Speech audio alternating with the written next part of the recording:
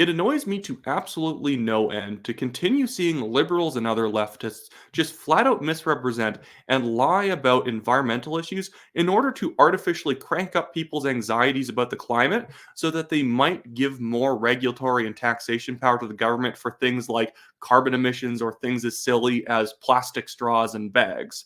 And no stranger to lying about the environment is our federal Environment Minister Stephen Guilbeault, who in a recent X post tried to go after the Premier of Alberta and the Alberta Environment Minister because they're supposedly not taking climate change seriously. Don't you know we have record-breaking fires in 2023? I'll quickly read you that post and then I want to get to why this is a complete fictionalization of history. Now, Stephen Guilbeault posted, after some of the worst wildfires on record, couldn't be more clear that addressing the climate crisis and building a stronger economy of the future requires an all hands on deck effort. But it's clear some would prefer to chart a more reckless course, a thread. And I don't want to read you the thread, it's dumb. It doesn't really matter. And I want to get into the actual data on wildfires because 2023 definitely had bad wildfires. No doubt about that. But everyone keeps pretending that every single year it's the worst ever. And they have to use a lot of tricks in order to pretend that it's the worst ever. If you skew the metrics on how we measure things, every year can have something that is the worst thing ever that year. Anyways, but before I get into that, I just want to quickly plug the fact that Wyatt Claypool, I'm running for the Calgary Signal Hill Conservative Party nomination. So if you live in Calgary, check which riding you live in. If you live in Calgary Signal Hill, buy a Conservative Party membership and vote for me number one on the ballot so that you can have someone who actually pushes back against nonsense like what Stephen Guilbeault is trying to push, and make sure you don't end up with some red Tory who doesn't actually want to tackle serious issues seriously. Anyways, getting to the data, I just want to bring up this Wikipedia chart. Wikipedia is not always the best source, but for here, it will absolutely do. And at the top of the chart, in terms of hectares burned, 2023 was definitely a really bad year for Canada. There was 8 million hectares burned in the year 2023. Definitely a bad year. No one is going to argue that. Yes, there's some arson, and I know people talk about arsons in the comment section. I generally trust the fact that a lot of the commissions that have investigated the arson, it's been a pretty minor thing. That in terms of the overall hectares burned, arson they should prosecute these people to the fullest extent of the law, but arson is not nearly a large portion of this burning. But, and you're thinking, okay, well, 8 million hectares, that's crazy. Must be climate change. Climate change is increasing.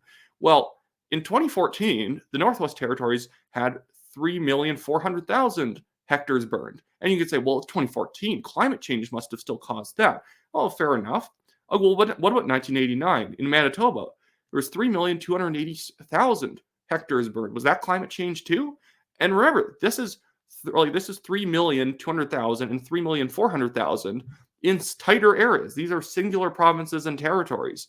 This 2023 fires, it takes into account 10 of the provinces and one of the territories. I guarantee an American wrote this because they said 11 provinces. I'm not sure if maybe PEI didn't count and they're including Yukon and the Northwest Territories, but you get my point.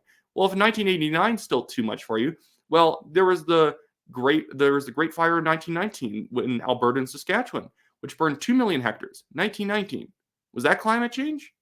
In 2020, California wildfires, 1,788,000. Okay, that maybe could be climate change. It's very close to the current year. And then we have the 2011 Texas wildfires, 1,623,000 hectares burned. Okay, well, maybe closer to the current year. That could have been climate change. Well, what about 1950? That's 1,400,000 hectares burned in British Columbia and Alberta. How about I go all the way down to 1910 in the Great Fire of 1910? 1,200,000 hectares burned in Idaho and Montana, an area of land far smaller than the entire territory of Canada or the entire territory included into the 2023 fires. Yes, fires can be bad, but the 2023 fires are not because climate change is making fires so much worse, and this is 8 times more fires than we would have usually gotten. No, maybe the fires were a little bit worse in each individual province, definitely, but it's worse on aggregate. Yes, if you add all the provinces together, you can get to a number like 8 million hectares, and it looks super bad. But I can find you other years where per capita, the burning was way more, but the media just didn't report it as this is the worst thing ever. This is climate change making fires worse. Or they might have done that back in 2014.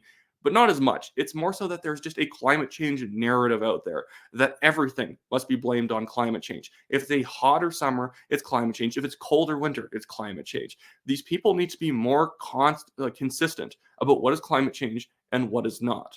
And I do not agree with the fact that we should be potentially ruining people's standards of living and quality of life in Canada in order to maybe contribute to making the Earth 1/10 of a degree less warm in the next 15 years on average. I don't think that's worth it to make people's lives worse for a very vague and abstract goal that we don't even know if we can really contribute to.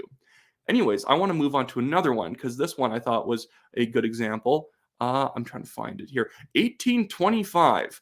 The 1825 Miramichi fire in New Brunswick burned 1,200,000 hectares only in New Brunswick. In 1825, was it climate change? Or is it because deadwood builds up over time and one year you're just going to have a crazy bad fire because there's a lot of dry deadwood out there? And in a lot of cases, in just North America in general, when we've had really bad fires, it's because we've not allowed logging companies to operate freely. It's because we have restricted massive areas of land where you're not allowed to do any logging and we do not do any forest management. And when all the deadwood builds up over 30, 40 years, you're going to have a massive fire. People don't like 1825. That's probably not a human error. That probably wasn't climate change. That probably wasn't anything other than the fact that not many people lived in New Brunswick at the time. So there was probably hundreds of years of dead wood built up. So as soon as a spark hit the woods, it was going to burn down everything. 1.2 million hectares in a province as small as New Brunswick is way bigger per capita than the entire 2023 wildfire season, but where we need to build a narrative that it's worse than ever before by kind of puzzling together all the different provinces to make it up to 8 million hectares. Definitely is really bad in Nova Scotia, really bad in certain parts of Alberta and Northwest Territories. But if you take each of those provinces individually and you put it on that chart, you'd think, oh, well, okay, this is actually pretty standard in terms of every once in a while, every 30, 40 years, you have a really, really bad wildfire. And we just had some really bad wildfires. Doesn't mean we need more taxes. Doesn't mean we need to ban plastic bags. Doesn't mean we need people to drink their beverages through number 2 pencil tasting like paper straws. That's not the solution to this. Also, if you actually care about reducing emissions, make it cheaper to do R&D so people can make engines and people can make home heating systems and people can make power plants that burn less emissions. Because guess what? The great thing about capitalism is that people are greedy and they want each unit of fuel to go as far as humanly possible. So that's the great thing about car manufacturers over time, because consumers want to be able to burn as little fuel as possible while they drive, because that's a great benefit that I might never have to fill up might only have to fill up every 3 weeks if this car is efficient enough. Manufacturers, since like the 70s, trucks have fallen like 40% in terms of their fuel, or risen 40% in terms of their fuel efficiency, because people demanded trucks that went farther on a single tank of gas.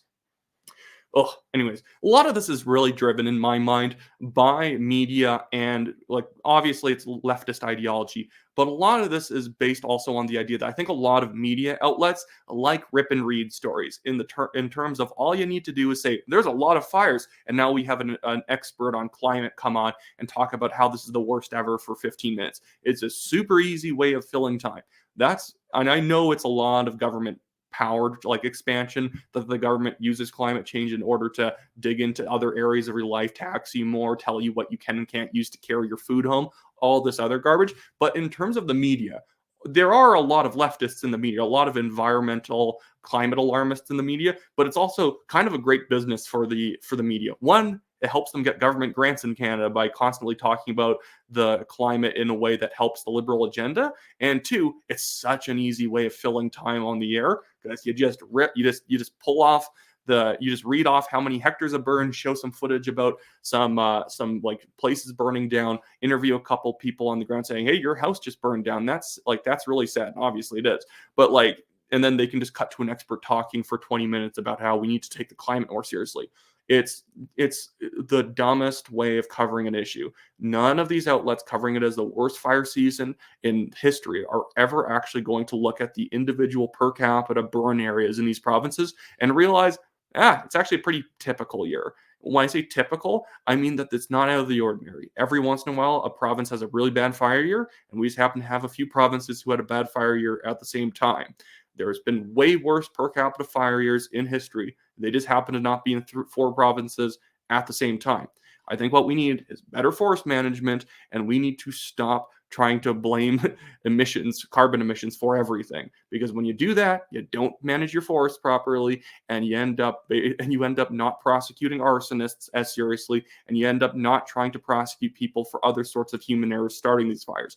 Most fires are started by human error, and I think that we need to be far more on top of actually cracking down on the way that people misuse fire when they're camping, or arsonists, or all this other stuff. It's not the vast majority of the issue, but it's definitely a big expansion of the issue, or responsible for the growth of some wildfires. Anyways, that should be it for me today. If you want to donate to my legal fund, the Give, Send, Go links in the description below. We have a billionaire suing us at the National Telegraph for a very stupid accusation of defamation. We are right on the facts, and we weren't even the first ones in the last few years to report the thing we did about the guy, but he thought we couldn't pay, so he's trying to basically bully us into giving fake apologies so he can pretend everything ever said about him is wrong, even though it's all factually true. And then other than that, I'm also, of course, again, running for the Calgary Signal Hill Conservative Party nomination. So if you live in that riding, buy a membership, get your family and friends who live in the riding to buy a membership. Again, it's this riding right here, minus the Greenbrier and Bowness areas, because after the new boundary changes before the next election, those are no longer going to be part of the riding. And I believe that we're going to do the nomination based on them not being in the riding, because it'd be weird to get nominated by people in Bowness, and then Bowness isn't even in the area anymore. Anyways, that should be it for me today, and I hope everyone has a great rest of their day. Sorry for saying day twice in the same sentence. Oh, goodness.